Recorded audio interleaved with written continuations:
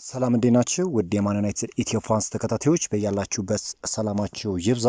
በርካታ ስፖርታዊ መረጃዎችን ወደ እናንተ ይዘን መጣን። ሊዩሳል እንግዲህ ከኤሪሃው ጋር ባለው አለመግባባት ምክንያት ኒውካስትል ለቆ ለመውጣት ተዘጋጅቷል ተብሏል። እኚህና ሌሎች ስፖርታዊ መረጃዎችን ወደ እናንተ ይዘን መጥተናል። እስከ ፕሮግራማችን መጠናቀቂያ ድረስ አብራችሁን ቆዩ። ሊዩሳል ከኤሪሃው ጋር ባለው አለመግባባት ምክንያት ኒውካስትል ለቆ ለመውጣት ተዘጋጅቷል ተብሏል። ተጫዋቹ ወደ ዩናይትድ የማምራት ፍላጎት አለውም ተብሏል። እንግዲህ የዚህ ተጫዋች ጉዳይ ምናልባት ወደ ዩናይትድ የማምራት እድል ይኖረዋል። ምክንያቱም በኒውካስትል ቤት ደስተኛ አይደለም። በተለይም እንግዲህ ተጫዋቹ በፊፋ ወርልድ ካፕ እንግዲህ እንግሊዝን በሚወክለው ስኳድ ውስጥ አለመካተቱ ክለቡን እንዲለቅ ከፍተኛ የሆነ አስተዋጽኦ ያደርጋል ተብሎ ይጠበቃል። ከአሰልጣኙ ጋርም አለመግባባት ውስጥ መፍጠሩ የሚታወቅ ጉዳይ ነውና ታዲያ ይሄ እንግሊዛዊ ተጫዋች ወደ ማንቸስተር ዩናይትድ የማምራቱ ነገር አይቀሬ እንደሆነ ነው እየተገለጸ የሚገኘው። ስሙ ለበርካታ ጊዜ ከማንቸስተር ዩናይትድ ጋር የተያዘ ተጫዋች እንደሆነ ይታወቃል።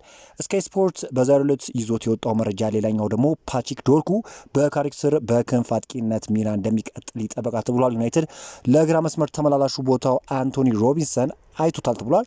በተጨማሪም ሆል በራዳሩ ውስጥ ሲሆን እድሉ ከተፈጠረም ወዲያው ጥያቄ የሚያቀርብ ይሆናል ተብሏል እና ሁለቱም ተጫዋቾች በማንቸስተር ዩናይትድ የዝውውር ራዳር ውስጥ የገቡ ተጫዋቾች ናቸው። ዩናይትድ በፉልባክ ቦታ ላይ የሚፈልጋቸው ተጫዋቾች ቢኖሩ ሁለቱ አንቶኒ ሮቢንሰን እና እንዲሁም ደግሞ ሊዩሳል ናቸው ተብሎ ይጠበቃል እና በሁለቱም ተጫዋች ዙሪያ እንግዲህ ዩናይትዶች ስራዎችን ይሰራሉ ተብሎ ይጠበቃል። ማንቸስተር ዩናይትድ በዚህ ክረምት ባልተጠበቀ መልኩ የመሀል ተከላካይ ሊያስፈርም እንደሚችል ተገልጿል። ቀያዮቹ ሰይጣኖች የማቲያስ ዴሊክትና ሃሪ ማጌር ተደጋጋሚ የጉዳት ተገላጭነት በክረምት አዲስ የመሀል ተከላካይ እንዲያስፈርሙ ሊያስገድዳቸው ይችላል ተብሏል። ይህንንም ተከትሎ ማንቸስተር ዩናይትድ በቦታው ኢላማዎችን መያዝ መጀመሩ ተገልጿል። ከሰሞኑ ከአርጀንቲናዊ የመሀል ተከላካይ ክሪስቲያን ሮሜሮ ጋር ስሙ የተያዘው የላንክሻየሩ ክለብ አሁን ደግሞ ከባቫሪያኖቹ የኋላ ዲጀን ኪሚንጃ ጋር ስሙ መነሳት ጀምረዋል። ይህንንም ተከትሎ ማንቸስተር ዩናይትድ ከላይ ስማቸው የተጠቀሱትን ሁለቱ ተጫዋቾች በቦታው ኢላማ እንዳደረገ ነው እየተገለጸ የሚገኙና በክረምቱ የዝውውር መስኮት በመሀል ተከላካይ ቦታ ማንቸስተር ዩናይትዶች እነዚህ ተጫዋቾች ለማስፈረም እንቅስቃሴ ያደርጋል ተብሎ ነው የሚጠበቀው። ሌላኛው እንግዲህ ማቴዎስ ፈርናንዴዝና አሌክስ ስኮት የማንቸስተር ዩናይትድ ዋነኛ የአማካኝ ክፍል ኢላማዎች እንደሆኑ ነው እየተገለጸ የሚገኘው። ከዚህ ባሻገር እንግዲህ እንዲሁ ቶናሊም በማንቸስተር ዩናይትድ የዝውውር ኢላማ ውስጥ እንዳለ ነው እየተገለጸ የሚገኘው።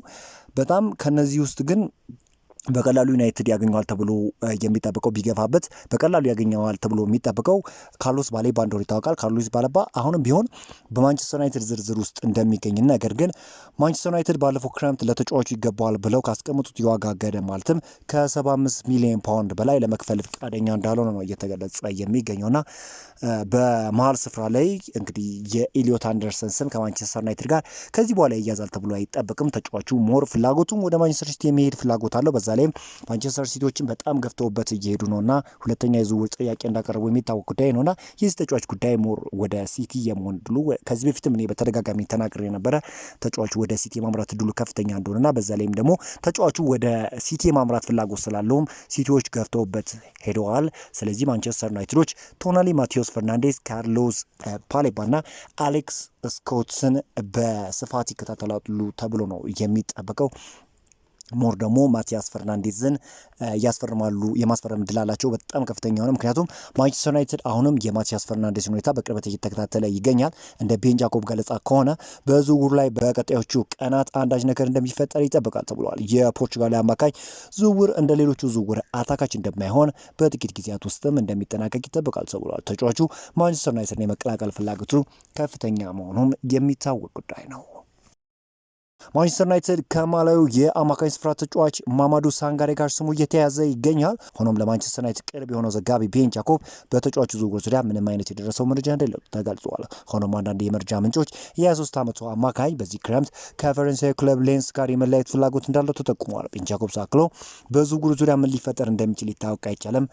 እናም ትኩረት ሊያደርግባቸው ከሚገቡ ጉዳዮች አንዱ ይህ ዝውውር ይገኝበታል ሲል ገልጿል። ስለዚህ ማንቸስተር ዩናይትድ የተጫዋቹን ሁኔታ በቅርበት ይከታተላል ተብሎ ነው የሚጠበቀው።